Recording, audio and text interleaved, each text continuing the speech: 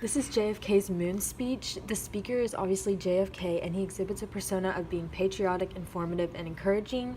The occasion is the Cold War is going on globally, and America has decided to go to the moon, even though no other country has attempted this. There's a spirit of innovation that is currently rampant within America.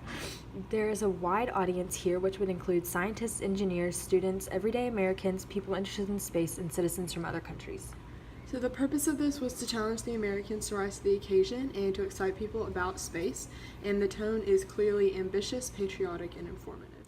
In this second section, we have the main what being JFK is asserting American power, and he is encouraging patriotism.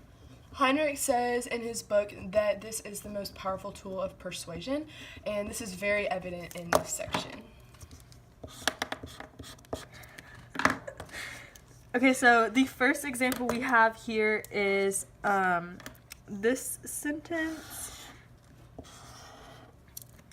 And this describes that America has been ahead of the game for many generations, and Kennedy wants this generation to continue this legacy.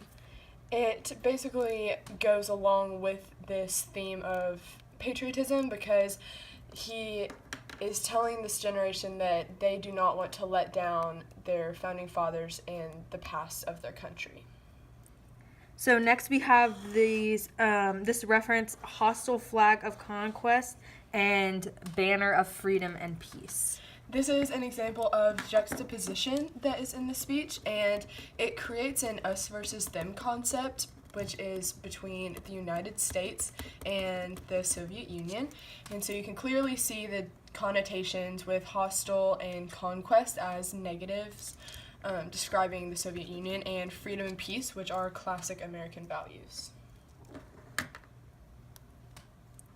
So next we have this first sentence of the second paragraph that talks about America must be the first nation to achieve something because that is how Americans do things. It challenges the audience to rise to the occasion and prove their strength because they are not going to lose to the Soviet Union. And this also ties into the last section of this paragraph.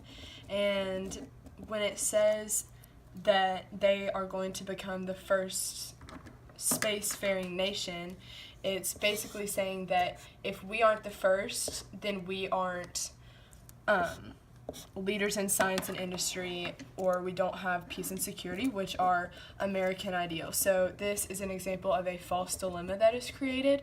So it is the two extremes of the situation.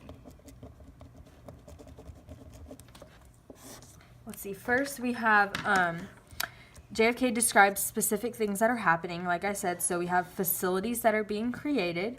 We have rockets and rocket engines that are being created and tested. And then we also have missiles that are being assembled in buildings in the USA. And so he describes all these things for two reasons. One of them is to win support for his clearly ambitious goal.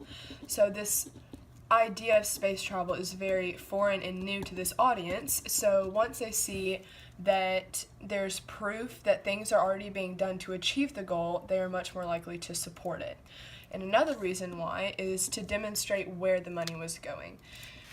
Americans don't want their taxes to be raised, so it's very unpopular, but when there's a valid reason that they see that their taxes are being used for, they're less likely to be upset about it.